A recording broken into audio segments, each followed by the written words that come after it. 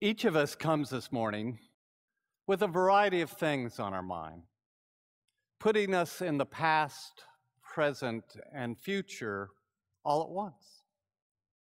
In my own case, I find myself preparing for next week's meeting with representatives from all three tikangas of the Anglican province of Aotearoa, New Zealand, and Polynesia.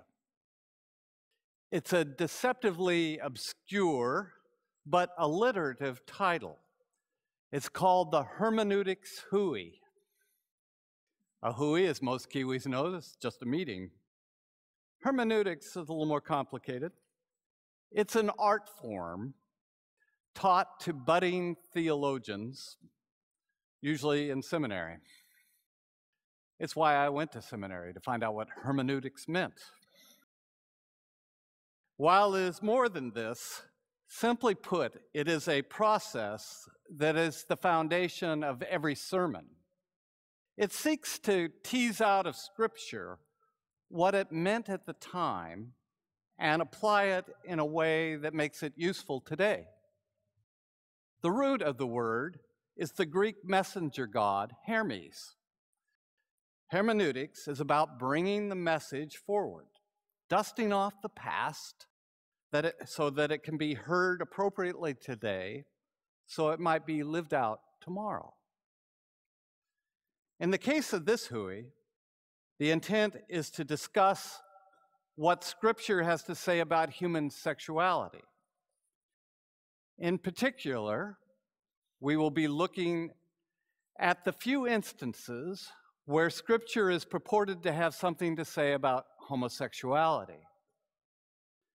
I don't think the hope is that the diverse elements in the church will find agreement in what they mean to us today. That is probably impossible. Only slightly more possible is that mutual respect might be the fruit of these meetings. My personal hope is that it might be the first step in dismantling the sacred. This hui, Margaret Bedgegood and I will be attending as two of the representatives from the Diocese of Auckland, has gathered twice before since 2007, and will meet once more before it is concluded. It is an experiment that seeks unity in the face of the well-publicized schism in the Anglican Communion. Too bad it doesn't also seek truth. Some believe the fracture is the fault of the Americans and Canadians. The Americans, as we all know, ordained an openly gay man and recently a lesbian as bishops. The Canadians approved publicly blessing same-sex unions. Others believe that this was just the proverbial straw that broke the communion's back.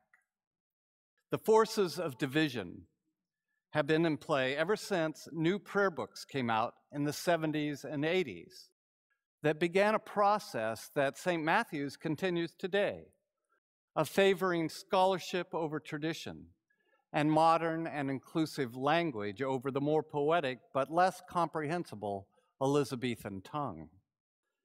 It was further exacerbated by ordaining women to the priesthood, and later as bishops, and lastly as a primate in the US.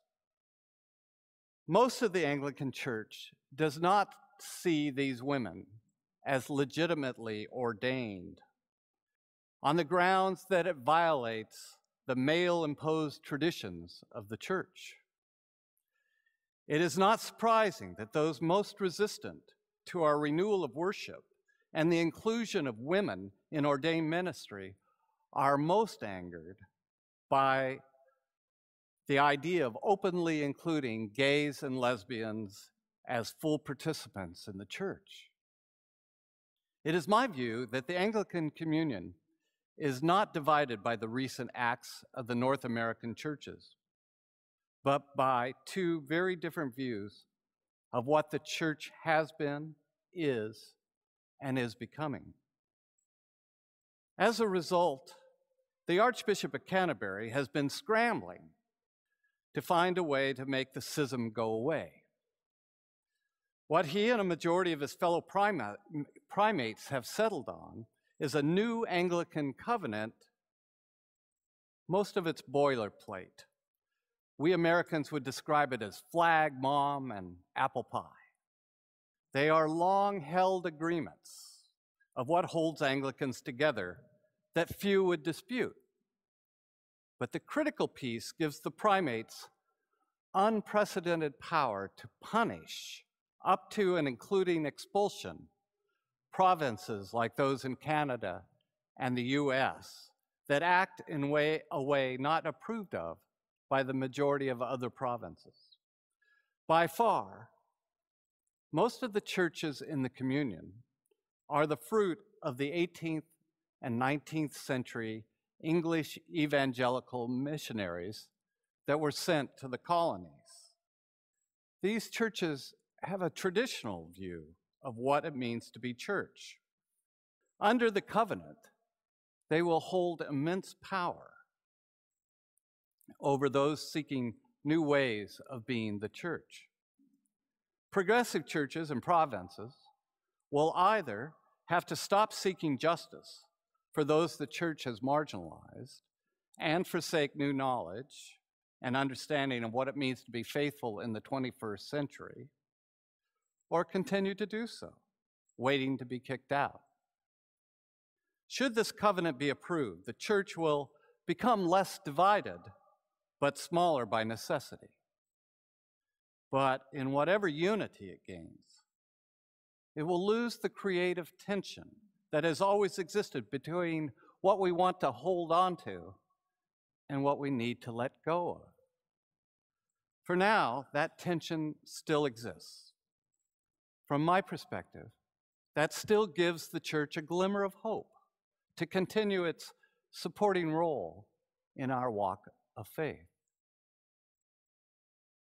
As coincidence or grace would have it, as I prepare for this meeting, our readings give a roadmap, not just for the church, but for each of us in our daily lives. In both cases, dismantling is involved. Our first reading is a story about letting go.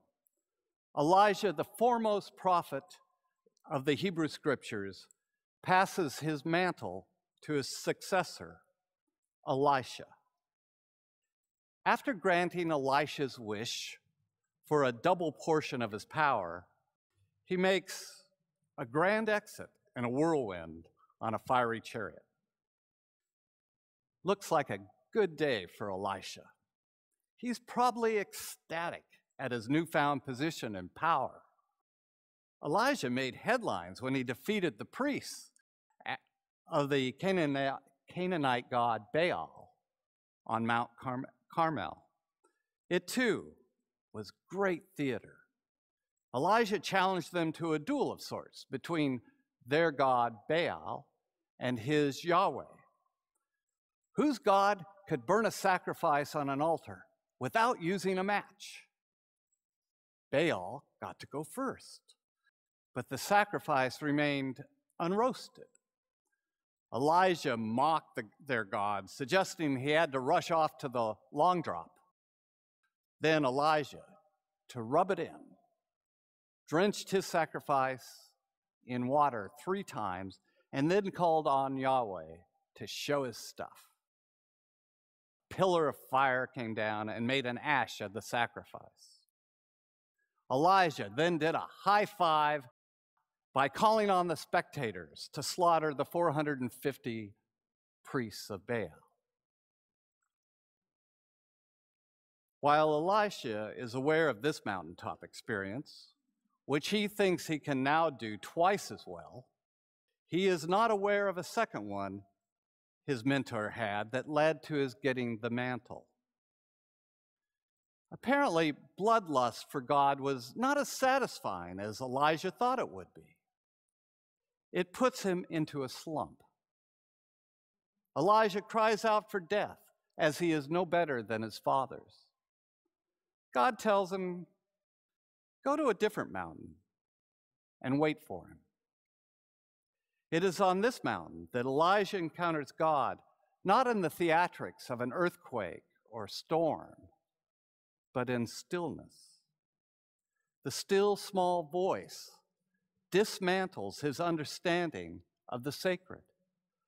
God is not about power. God is not about competition and besting rivals. God is not about sacred violence. In the darkness of the cave, Elijah blushes that he thought God was his to use for his purposes instead of the other way around. I think it is probably at that moment he decided to let go of his position as chief prophet and dismantle himself. In the gospel reading, we have Jesus making plain Elijah's experience.